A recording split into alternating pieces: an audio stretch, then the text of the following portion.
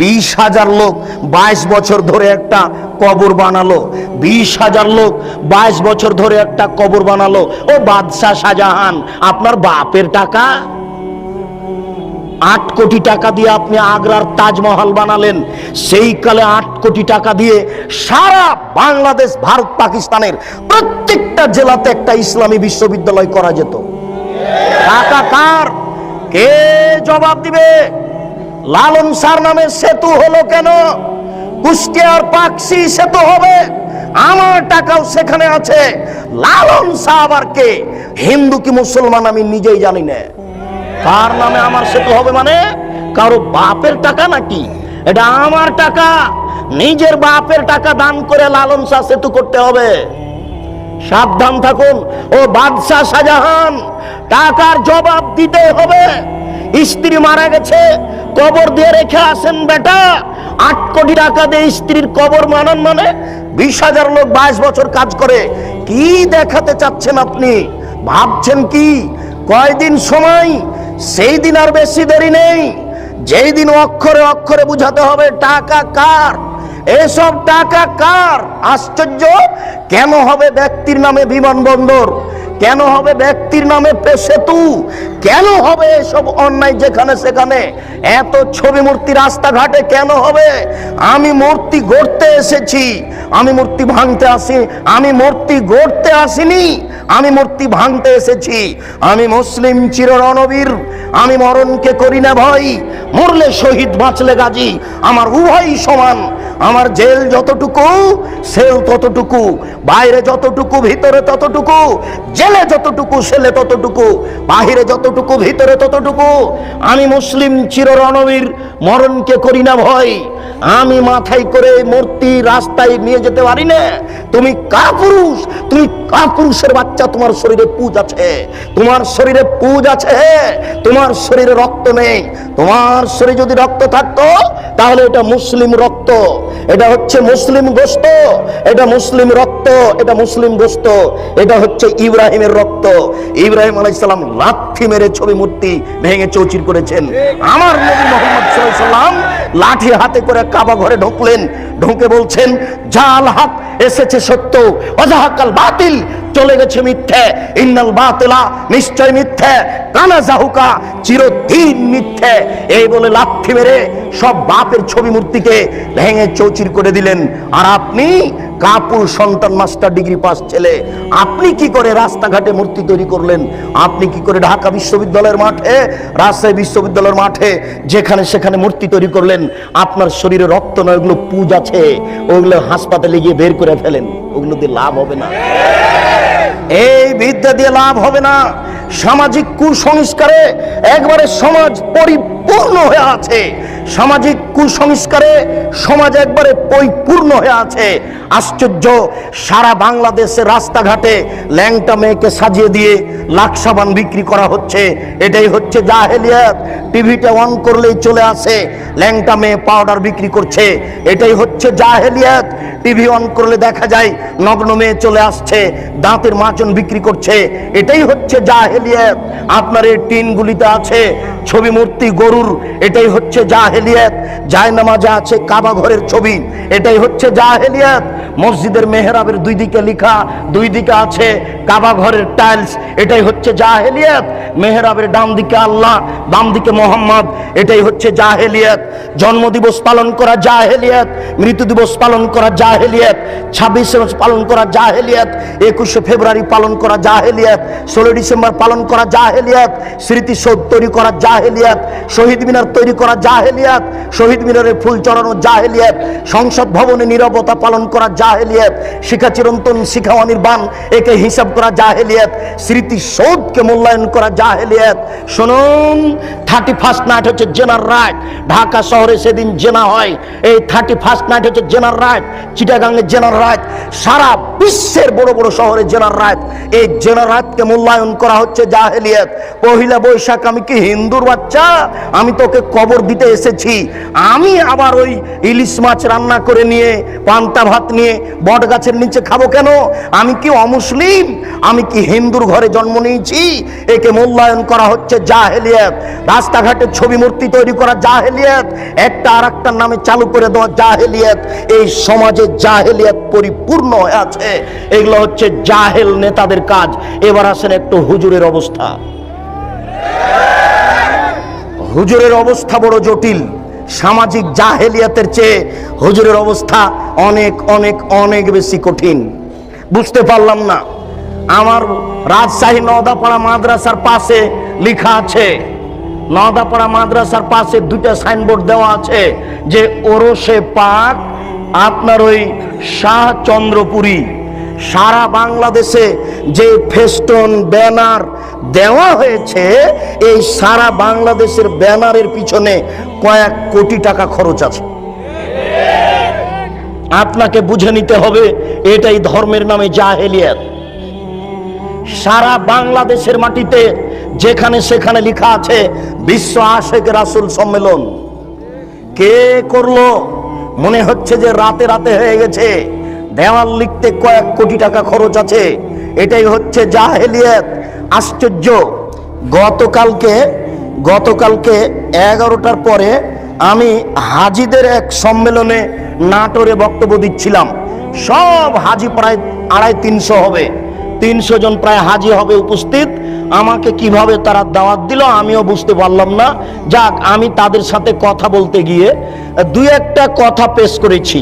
তার একটা কথা পেশ করেছি যে আমি 2007 সালে হজ সফরে গেছিলাম। তো আমি যখন ওই হাজি ক্যাম্পে ঢুকলাম, তখন দেখছি ওখানে সবাই অজু করে গোসল করে পোশাক পরে 2 রাকাত নামাজ পড়ছে। আমার খুব কাছের সাথী ভাই আমার এই মোশাররফ ভাই বেরায়েত। আমি বলছি ব্যাপারটা কি, এরা এরকম কেন করছে? আবার ওখানে বলছে লাব্বাইক লাব্বাইক আল্লাহুম্মা লাব্বাইক লাব্বাইক লা শারিকা লাকা লাব্বাইক, এভাবে চিৎকার করছে। তখন আমি বললাম যে মোশাররফ ভাই কেমন কথা হলো, এদেরকে বলা যায় না। আরে তো ভারত বাংলাদেশ পাকিস্তানের জন্য এহরাম বাঁধার জায়গা হচ্ছে এলামলাম। যখন বিমানটা এলামলামের উপর দিয়ে পার হবে, তখন বৈমানিকের পক্ষ থেকে লোক এসে বলবে আপনারা এহরাম বাঁধুন, আপনারা এহরাম বাঁধুন। তখন তাকে বলা শুরু করতে হবে লাব্বাইক উমরাতান। এই কথা বলে এই যে শুরু হবে লাব্বাইক আল্লাহুম্মা লাব্বাইক লাব্বাইক লা শারিকা লাকা লাব্বাইক ইন্নাল হামদা ওয়া নি'মাতা লাকা ওয়াল মুলক লা শারিকা লাক। এই যে চললো একাকার, যে যত পারে একবারে চিলিয়ে একাকার করে দিবে। আল্লাহ রাসূল এইভাবে অনুমতি দিয়েছেন। তো এখানে ঢাকা হাজি ক্যাম্পে যে হয়ে গেল এলামলাম, তখন আমি একজনকে বললাম যে ভাই এটা ঠিক নয়, এটা তো এলামলাম নয়। তখন বলছে আরে এটা তো ঢাকা হাজি ক্যাম্প, বাড়ি থেকে যদি বলি তবুও হবে। এখন তাকে কে বলবে যে আপনার যদি বাড়ি থেকেই চলে, তো মোহাম্মদ সাল্লাল্লাহু আলাইহি ওয়াসাল্লাম কি কলা করতে এসেছিলেন? উনি কি ছাই করতে এসেছিলেন? আপনারটাই যদি চলে তো উনি কেন আসলেন? আপনারটাই যদি চলে তো উনি কেন আসলেন? তার কি দাম, তার কি মূল্যায়ন? আশ্চর্য। জোর করে ধর্ম মানছেন, অসম্ভব হতে পারে না। এটাই জাহেলিয়াত। সারা বাংলাদেশে যে সব দেওয়ানবাগি চলছে, এটাই হচ্ছে জাহেলিয়াত। শুনুন, এই দেশের মাটিতে যে আপনার চলছে ওই চিশতিয়া নকশবন্দিয়ে মুজাদ্দিদিয়ে এই সব তরিকা জাহেলিয়াত। 1980 সালের জরিপে এই দেশের মাটিতে 2,98,000 পীর আছে। সব পীরের সব তরিকা হচ্ছে জাহেলিয়াত। এই মাইজ ভান্ডারি হচ্ছে জাহেলিয়াত। আশ্চর্য, নারী পুরুষ একাকার হয়ে জিকির করছে। সেই দিন আমরা গেছিলাম নরসিংদী, এটা নজরপুরা নরসিংদী নাকি, নজরপুরা একটা গ্রামে গেছিলাম নরসিংদী। তো আমরা নজরপুরা থেকে বক্তব্য দিয়ে আসলাম, পাশে গান বাজনা দিয়ে বাদ্যযন্ত্র দিয়ে নারীর বক্তব্য চলছে। নারীর বক্তব্য, নারী গাজাল করছে, বক্তব্য দিচ্ছে, বাদ্যযন্ত্র চলছে। আরে সংসদ ভবনের মমতাজ বেগম ডুবি তবলা দিয়ে জিকির করে। আশ্চর্য। আর কোরআন নাকি 30 পারা নয় 90 পারা। 30 পারা হচ্ছে জাহেরি আর 60 পারা হচ্ছে বাতেনি। এরই নাম হচ্ছে ধর্মীয় জাহেলিয়াত। একে ঠেকাবে কে? এই জন্য আপনাকে বলি, এই হিফজখানা বন্ধ করতে হবে। যেখানে কোরআন হাদিস শিক্ষার ব্যবস্থা আছে সেখানে হিফজখানা খুলতে হবে। এই ছেলেটাকে আপনি কেন হাফেজ করলেন? এর বয়স হচ্ছে 16 বছর, মাথায় একটা উঁচু টুপি দিয়েছে, তার উপর একটা রুমাল দিয়ে মানুষের বাড়িতে মিলাদ করে বেড়াচ্ছে, কোরআন মাজিদ পড়ছে আর ভালো কিছু খাবার দিচ্ছে, 200 টাকা পকেটে দিয়েছে, একবারে খুশি হয়ে গেছে, চিৎকার করে আমার বাপের নামে দোয়া করে চলে আসলো। এ জাতির কি করতে পারে? যে চলিসা করে বেড়াই, যে কুলখানি করে বেড়াই, যে মানুষের দোকান করে আপনার উদ্বোধন করে কোরআন মাজিদ পড়ে, যে মানুষের বাড়ি উদ্বোধন করে কোরআন মাজিদ পড়ে, সেই হাফেজ দিয়ে কি হবে? সেই হিফজখানা বন্ধ করতে হবে। এই সামাজিক জাহেলিয়াত, এই ধর্মীয় জাহেলিয়াতের জন্য এই 3 নম্বর শ্রেণীর ছেলে দেওয়া হবে না। একেবারে বলিষ্ঠ কণ্ঠের, একেবারে নির্ভীক সেনা, যার অন্তরে কোনো ভয় ভীতি থাকবে না, যার বিদ্যের সামনে পৃথিবীর কোনো বিদ্যা টিকবে না। জাকির নায়কের মতো পৃথিবীর কোনো বিদ্যা তার সামনে টিকবে না, এবং নির্ভীক সেনা হবে। আমি মুসলিম চির রণবীর, মরণকে করি না ভয়, মরলে শহীদ বাঁচলে গাজী। এই কণ্ঠ নিয়ে যে মাঠে নামবে, সেই জাতির উপকার করতে পারে, সেই এই সামাজিক কুসংস্কার বন্ধ করতে পারে, সেই এই ধর্মীয় কুসংস্কার বন্ধ করতে পারে। তাছাড়া এইসব হাফেজ দিয়ে কাজ হবে না। এ তো মানুষের দোকান উদ্বোধন করে, এ তো মানুষের বাড়ি উদ্বোধন করে, এর দ্বারা শরীয়তের কি আশা করা যেতে পারে? শুনুন, ওই পশ্চিম দিকে গাধাতে ইট বহে, গাধাতে কি বহে? ইট বহে। ভ্যান যেখানে যেতে পারে না, গাধা সেখানে যেতে পারে। অনেকগুলি ইট আপনি গাধার উপরে চাপিয়ে দিয়েছেন, এরপরে যেখানে নামাতে হবে সেখানে গাধা চলে গেল। এবার আপনি কি করেছেন? আপনি বইয়ের দোকানদার, অনেকগুলি কোরআন মাজিদ তার উপরে তুলে দিয়েছেন, ও চলে গেল আপনার কোরআনের দোকানে। তো গাধা কি জানতে পারলো যে এখন কোরআন না ইট? ও তো জানতে পারলো না যে আমার পিঠে কোরআন আছে না ইট আছে। তো যেই ব্যক্তি শুধু কোরআন মুখস্থ করলো, দাওয়াত খেয়ে বেড়ালো, এ তো বুঝতে পারলো না যে কোরআন, এই কোরআনের ভিতরে আছে জাল হক এসেছে সত্য, ওয়াজাহাকাল বাতিল চলে গেছে মিথ্যে, ইন্নাল বাতিলা নিশ্চয় মিথ্যে, কানা জাহুকা। এই দেশের জাহেলিয়াতকে লাথি মেরে ডুবিয়ে দিতে চাই, এই দেশের অন্যায়কে যে কোনো মূল্যে উৎখাত করতে চাই। আল্লাহ, তুমি বড় দয়াবান, তুমি বড় রহমান, তুমি বড় ক্ষমাশীল, তুমি বড় শক্তিশালী। তোমার শক্তির দরবারে আশাধারী হয়ে বলছি, আমি বন্ধা হলে কি হবে? আমার স্ত্রী বন্ধা হলে কি হবে? আমার বয়স 80 হয়েছে, তাতে কি হবে? আমার স্ত্রী বন্ধা হলে কি হবে? এমন একটি ছেলে তুমি দান করো, যেই ছেলে এরকম বিদ্যা অর্জন করবে এবং যে কোনো অন্যায়ের বিরুদ্ধে লড়ে পড়বে, জেল সুলি ফাঁসির 5 পয়সা দাম দিবে না। এরকম ছেলে একটা তোমার দরবারে দাবি রেখে সামনের দিকে আগাচ্ছি। আলেমদের অবস্থা, আনাস রাদিয়াল্লাহু তাআলা আনহু বলেন, রাসূল সাল্লাল্লাহু আলাইহি ওয়াসাল্লাম বললেন, রাআইতু লাইলাতান উসরিয়া বি, আমি এক রাতে একদা আমি নিজেকে দেখলাম জিবরাইল আমাকে উপর দিকে নিয়ে চলে যাচ্ছেন।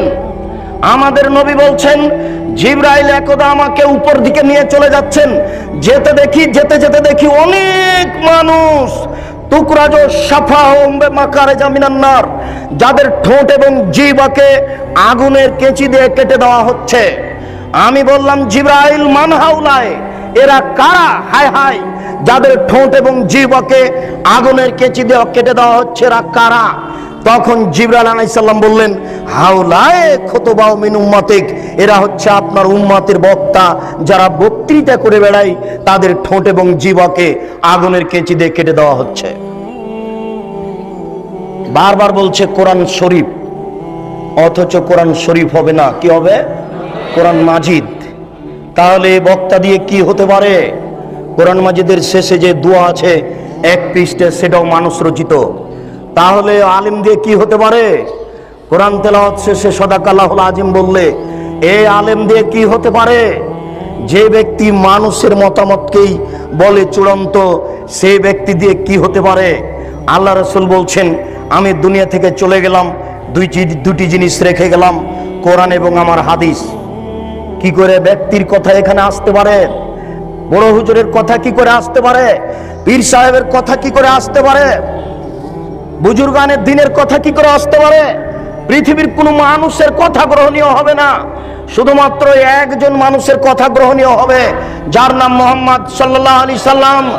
তিনি বলছেন, শোনো, লাউ কানা মূসা হাইয়ান, আজ যদি মূসা আলাইহিস সালাম জীবিত হন, পীর সাহেব তো দূরের কথা, বড় হুজুর তো দূরের কথা, বুজুর্গানে দিন তো দূরের কথা, এখন যদি মূসা আলাইহিস সালাম জীবিত হন, তারাক্তুমুনি, যদি তোমরা আমাকে ছেড়ে দাও, লাত্তাবাতুমুহ, আর তোমরা যদি মূসাকে গ্রহণ করো, তাহলে তোমরা লাসলালতুম, ভ্রান্ত হয়ে যাবে, তোমাদেরকে জাহান্নামে যেতে হবে।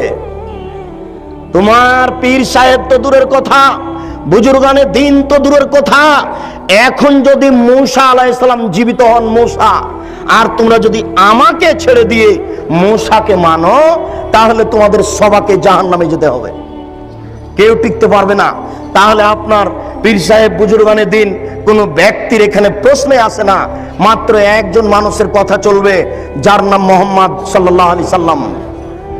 ওসামা ইবনে যায়েদ রাদিয়াল্লাহু তাআলা আনহু বলেন, রাসূল সাল্লাল্লাহু আলাইহি সাল্লাম বলেন, ইয়াউমাল কিয়ামা বিরাজুলিন ইউলকা ফিন্নার, বিচারের মাঠে একজন লোককে নিয়ে যাওয়া হবে, এরপরে জাহান্নামে নিক্ষেপ করা হবে। তান্দালে কাকতা বহু ফিন্নারে, সেই ব্যক্তি জাহান্নামে যাওয়ার সাথে সাথে নাড়ি ভুঁড়ি তার বের হয়ে ঝুলতে থাকবে। ওয়াথানু ফিহা কাতাহানিল হিমারে বেরাহাহু, ও তার নাড়ি ভুঁড়ির চতুর্দিকে ঘুরতে থাকবে জাহান্নামে, যেইভাবে গাধা তার রাহাটের চতুর্দিকে ঘুরতে থাকে। এই কথা আপনি ভালোভাবে বুঝতে পারবেন না। গরুর পায়ে ধান মারা দেখেছেন কি? গরু যেমন ধানের উপরে ঘুরে, ওইভাবে মাওলানা সাহেব তার নাড়ি ভুঁড়ির চতুর্দিকে ঘুরবে। ফায়াজতামু আলাইহি আহলুন নার, জাহান্নামীরা সেখানে জমা হয়ে বলবে, মালাক, হুজুর কি খবর? হুজুর আপনার অবস্থা কেন এইরূপ? তা'মুরুনা বিল মারুফ ওয়া তানহাউনা আনিল মুনকার, আপনি তো আমাদেরকে ভালো কাজের আদেশ করছিলেন, মন্দ কাজের নিষেধ করছিলেন, তা আপনি কেন জাহান্নামে? আপনার অবস্থা কেন এইরূপ? তখন মাওলানা সাহেব বলবেন, কি বলি, আমরুকুম বিল মারুফ ওয়া লা আতিহি, আমি ভালো বলেছি, ভালো করিনি যে। ওয়া আনহাকু আনিল মুনকার ওয়া আতিহি, আমি মন্দ থেকে নিষেধ করেছি আর নিজেই মন্দ করেছি। চুক্তি ছাড়া হুজুরের বক্তব্য চলে না। হুজুর বক্তব্য এখানে ঠিকই দেন, আর মেয়ে ঠিকই ঢাকা বিশ্ববিদ্যালয়ে পড়ে ফতোয়া গায়ে দিয়ে। আরে 4 মাসের চিল্লাই চলে গেছে হুজুর গো, আহাল পরিবার কার হাতে জিম্মে দিয়ে চলে গেছে। স্ত্রী ঠিকই নগ্ন হয়ে ঘুরে বেড়াচ্ছে, মেয়ে ঠিকই কলেজের মাঠে ঘুরছে, আবার উনি লন্ডনে গিয়ে তাসবিহ জিকির তাসবিহ টিপছে। দেখেন আশ্চর্য ধর্ম। আপনি এদেশের নেতা নেত্রীর ধর্ম দেখে অবাক হচ্ছেন, আপনি দেখেন হুজুরের ধর্ম আশ্চর্য। আমরা নেতা নেত্রীর ধর্ম দেখে আশ্চর্য হই যে নেতা নেত্রী কবরের পাশে দাঁড়িয়ে হাত তুলে দোয়া করছে। আরে নেতা নেত্রী নারী পুরুষ তো আছে আছে, হিন্দু হাত তুলে আছে।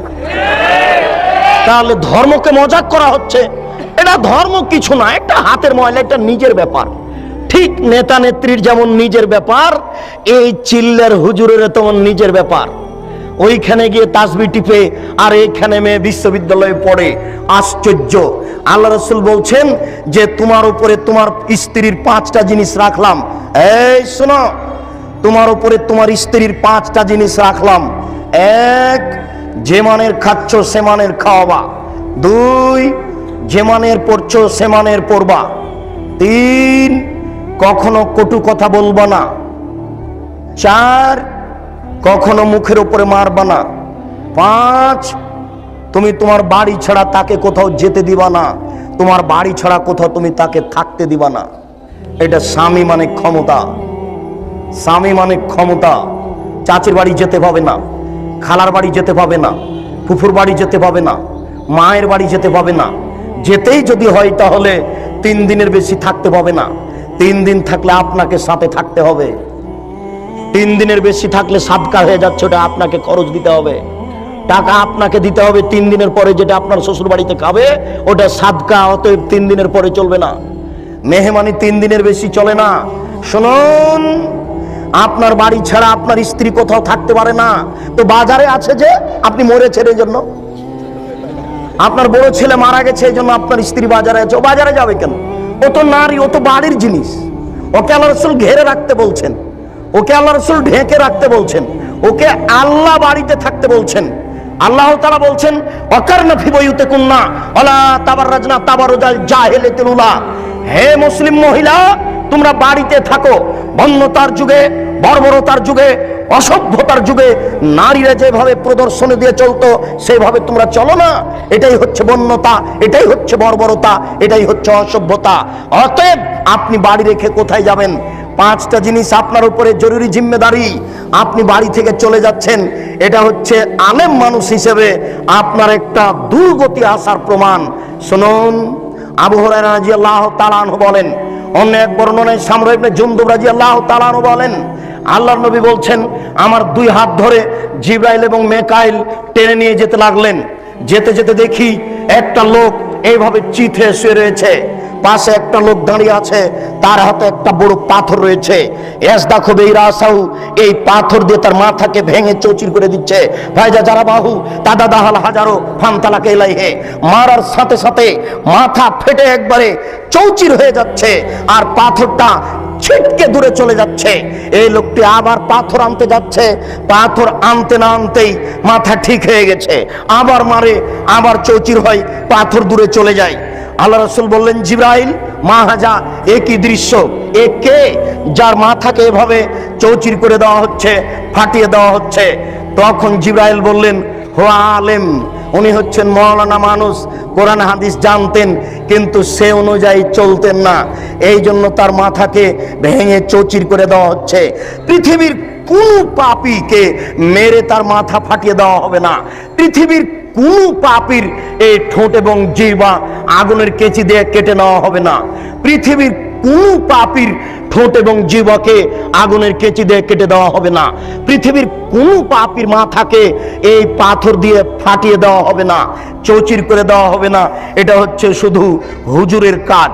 শুনুন, রাসূল সাল্লাল্লাহু আলাইহি সাল্লাম বলছেন, একুনু মিন বাদি আইম্মা, আমার পরে কতগুলি আলেম ওলামা আসবে, আমার পরে কতগুলি আলেম ওলামা আসবে, আমার পরে কতগুলি আলেম ওলামা আসবে, ইস্তান্নুনা বিগাইরি সুন্নতি, যারা আমার সুন্নাত ছেড়ে দিয়ে অন্য সুন্নাত গ্রহণ করে বলবে এটাই রাসূলের সুন্নাত। যারা আমার সুন্নাত ছেড়ে দিয়ে অন্য সুন্নাত গ্রহণ করে বলবে এটাই রাসূলের সুন্নাত। আশ্চর্য, আল্লাহ রাসূল 23 বছর জীবনে, আল্লাহ রাসূল 23 বছর জীবনে, আল্লাহ রাসূল 23 বছর জীবনে কয়েক হাজার ওয়াক্ত নামাজ পড়িয়েছেন। কোনো একদিন একামাতের পরে না বলে নামাজ শুরু করেছেন, কিছু না বলে নামাজ শুরু করেছেন, এটা জীবনেও ঘটেনি। তিনি আগে বলেছেন, সাউসুফুফাকুম, কাতার সোজা করুন, অতারাসু, প্রাচীরের মতো হয়ে দাঁড়ান, শুদ্ধু খেলালাকুম, তোমাদের আপনাদের ফাঁকা বন্ধ করুন। ওই যে আমি দেখতে পাচ্ছি, ওই যে 2 জনের ফাঁকা দিয়ে শয়তান ছাগলের বাচ্চার মতো প্রবেশ করছে, ওই যে আমি দেখতে পাচ্ছি 2 জনের ফাঁকা দিয়ে শয়তান ছাগলের বাচ্চার মতো প্রবেশ করছে। আপনারা 2 জনের ফাঁকা বন্ধ করুন, প্রাচীরের মতো হয়ে দাঁড়ান, কাতার সোজা করুন। মান সাদ্দা ফুরজাতান বানাল্লাহু লাহু বাইতান ফিল জান্নাহ, কেউ যদি 2 জনের ফাঁকা বন্ধ করে তাহলে আল্লাহ তার জন্য জান্নাতে ঘর বানাবেন, তাহলে আল্লাহ তার জন্য জান্নাতে ঘর বানাবেন। চলেন আপনাকে মাদারটেক বাজারে 2-1টা মসজিদে দেখাই, 2 জন দাঁড়িয়ে আছে, 2 জনের মাঝে আরো 2 জন ধরবে। চলেন আপনাকে বাইতুল মুকাররমে দেখাই, কোন জায়গাতে 2 জনের মাঝে আরো 10 জন ধরবে। ওইদিকে ইমাম সাহেব এই ইমামের জায়গাতে আসতেই বলছে যে কাতার সোজা করুন। আল্লাহর মুখখানে বলিয়া নেয় নে যে একামাত দেন, এই কথা বলে না, ও বলছে যে কাতার সোজা করুন, অথচ তাকে বলতে হবে একামাত দেন। এরপরে ওখানে যাবে, একামাত চলতে থাকবে, মুসল্লিদের মুখে মুখে দাঁড়িয়ে থাকতে হবে আর বলতে হবে কাতার সোজা করুন, প্রাচীরের মতো হয়ে দাঁড়ান, 2 জনের ফাঁকা বন্ধ করুন। এক পর্যায়ে পশ্চিমমুখী হয়ে আল্লাহু আকবার বলে নামাজ শুরু করতে হবে। কত বড় জাহেল, কত বড় অজ্ঞ, কত বড় জাহেল, কত বড় অজ্ঞ হুজুর! আরে জিন্দেগিতে একবারও বলে না, একবারও বলে না। আজ থেকে আপনি পরীক্ষা করুন, এখন যে ফজরের নামাজে পরীক্ষা করুন, আশ্চর্য, অবাক হতে হয়। আল্লাহ রাসূল বলছেন থামের ভিতরে দাঁড়াবা না, লাইনের যেন বিচ্ছিন্নতা না আসে। থামের ভিতরে দাঁড়াবেন না, পায়ার মাঝে দাঁড়াবেন না, যেন কাতারের ভিতরে বিচ্ছিন্নতা না আসে। কেউ যদি ওই পায়ার মাঝামাঝিতে দাঁড়িয়ে গেছে, তখন সাহাবীগণ তাকে ধাক্কা দিয়ে আগে এবং পিছে করে দিয়েছেন। ওরে হুজুর কত বড় জাহেল, ওই কাতারের মাঝে এইভাবে রেখেছে জুতা স্যান্ডেলের বাক্স। দেখেন আপনি এই বাজারে, এই শহরে কত মসজিদ এইভাবে আছে। আল্লাহর নবী বলছেন এক শ্রেণীর মাওলানা আলেম ওলামা বের হবে, যারা আমার সুন্নাত ছেড়ে দিয়ে অন্য সুন্নাত ধরে বলবেন এটাই রাসূলের সুন্নাত। লাখো সুন্নাতকে তারা কবর দিচ্ছে, যেটা রাসূলের নয়। রাসূলের যেটা আছে সেটাকে কবর দিয়ে অন্য একটা বানিয়ে চলেছে। আশ্চর্য, আপনাকে একটু বলতে হয়, আশ্চর্য আপনাকে একটু বলতে হয়, আমাদের নবী বৃহস্পতিবার এবং সোমবার রোজা থাকতেন। কেন জানেন? আমাদের নবী বৃহস্পতিবার এবং সোমবার রোজা থাকতেন এই জন্য যে সাপ্তাহিক রিপোর্ট পেশ করা হয় বৃহস্পতিবার আর সোমবার। আমাদের নবী মুহাম্মদ সাল্লাল্লাহু আলাইহি সাল্লাম চাইতেন যে যখন আমার রিপোর্টটা পেশ করা হবে তখন আল্লাহ দেখুক যে আমি রোজা আছি। আমার রিপোর্টটা যখন পেশ করা হবে তখন আল্লাহ দেখুক যে আমি রোজা আছি, এটা তিনি চাইতেন। এই জন্য বৃহস্পতিবার সোমবার সিয়াম পালন করতেন। বুঝাতে পেরেছি কি? বাৎসরিক রিপোর্ট পেশ করা হয় শাবান মাসে, বাৎসরিক রিপোর্ট পেশ করা হয় শাবান মাসে। আমাদের নবী মুহাম্মদ সাল্লাল্লাহু আলাইহি সাল্লামের জানা ছিল না যে শাবান মাসের কোন দিনে রিপোর্ট পেশ করা হয়। এই জন্য আয়েশা রাদিয়াল্লাহু তাআলা আনহা বলছেন যে ওই দিনটাকে ধরার জন্য আল্লাহ রাসূল পুরো শাবান সিয়াম পালন করতেন, তবে শাবানকে রমজানের সাথে লাগিয়ে দিতেন না। উম্মু সালামা রাদিয়াল্লাহু তাআলা আনহা বলেন আমাদের নবী মুহাম্মদ সাল্লাল্লাহু আলাইহি সাল্লাম পুরো শাবান সিয়াম পালন করতেন, তবে শাবানকে রমজানের সাথে লাগিয়ে দিতেন না। কেন? তিনি ভাবতেন এই দিনটা আমাকে ধরতেই হবে। বাৎসরিক যখন রিপোর্ট পেশ করা হবে তখন আল্লাহ দেখুক যে আমি রোজা আছি। বাৎসরিক যখন রিপোর্ট পেশ করা হবে তখন আল্লাহ দেখুক যে আমি রোজা আছি, এটা দেখানোর জন্য তিনি শাবান মাসে বেশি বেশি রোজা রাখতেন। ভারত, বাংলাদেশ, পাকিস্তানের এই সব হুজুরেরা জাহেলের পরিচয় দিয়ে কিভাবে কিভাবে জেনে নিল সেদিন 15ই শাবান। ভারত, বাংলাদেশ, পাকিস্তানের হুজুরেরা কিভাবে কিভাবে জেনে নিল সেদিন হচ্ছে 15ই শাবান। তাই তারা কলকারখানা, অফিস, আদালত, কোর্ট কাচারি, শিক্ষা প্রতিষ্ঠান বন্ধ করে রাতে গোসল করে আতর গোলাপ মেখে দিনে রোজা থাকে। অসম্ভব হতে পারে না। আল্লাহ রাসূল বললেন আমার সুন্নাত ছেড়ে দিয়ে তারা অন্য সুন্নাতকে ধরে বলবে এটাই রাসূলের সুন্নাত। প্রায় পুরো শাবান সিয়াম পালন করা হচ্ছে রাসূলের সুন্নাত, আর একদিন সিয়াম পালন করা হচ্ছে ভারতের সুন্নাত, মানুষের সুন্নাত। 27শে রজব কোরআন মাজিদ নাজিল হয়েছে, আল্লাহ রাসূল গেছিলেন মেরাজে। এই কথার ভিত্তিতে মেরাজের দিন রোজা রাখতে হবে, এটা মিথ্যে। কোরআন মাজিদের আয়াত পেশ করা হচ্ছে মিলাদের জন্য 4টে। আল্লাহ মিলাদ করেছেন, নবী মিলাদ করেছেন, সাহাবীগণ মিলাদ করেছেন। কত বড় ডাহা মিথ্যে কথা সাহাবীদের উপরে। এগুলো সব বাতেনি কোরআন, এগুলো হচ্ছে বাতেনি বানাওয়াট কথা, অসম্ভব হতে পারে না। শুনুন, 27শে রজব রোজা হতে পারে না, 15ই শাবান রোজা হতে পারে না। এইগুলি হচ্ছে রাসূলের সুন্নাতকে ছেড়ে দিয়ে অন্য সুন্নাত গ্রহণ করা, রাসূলের আদর্শকে ছেড়ে দিয়ে অন্য আদর্শ গ্রহণ করা। তাই রাসূল সাল্লাল্লাহু আলাইহি সাল্লাম বলছেন ফিহিম রিজালুন, এই আলেমদের মধ্যে কতগুলি আলেম হবে কুলুবুহুম কুলুবুশ শায়াতিন, শায়াতিন ফি জুসমানি ইনসিন, এদের অন্তর হবে শয়তানের অন্তর, এদের দেখতে লাগবে মানুষ। এদের অন্তর হবে শয়তানের অন্তর, এদের দেখতে লাগবে মানুষ। এদের অন্তর হবে শয়তানের অন্তর, এদের দেখতে লাগবে মানুষ। আল্লাহর রাসূল এক শ্রেণীর আলেমকে শয়তান বললেন। আল্লাহ রাসূল এক শ্রেণীর আলেমের জিহ্বা কেটে নেওয়া হবে এই কথা বললেন। এক শ্রেণীর আলেমকে জাহান্নামে নিক্ষেপ করা হবে, তার নাড়ি ভুঁড়ি বের হয়ে ঝুলতে থাকবে এই কথা বললেন।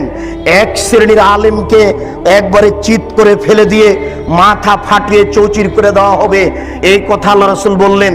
প্রায় হাদিসগুলি বুখারী মুসলিমের। আপনাকে আমি এই অংশে দেখালাম সামাজিক জাহেলিয়াত আর আলেমদের জাহেলিয়াত।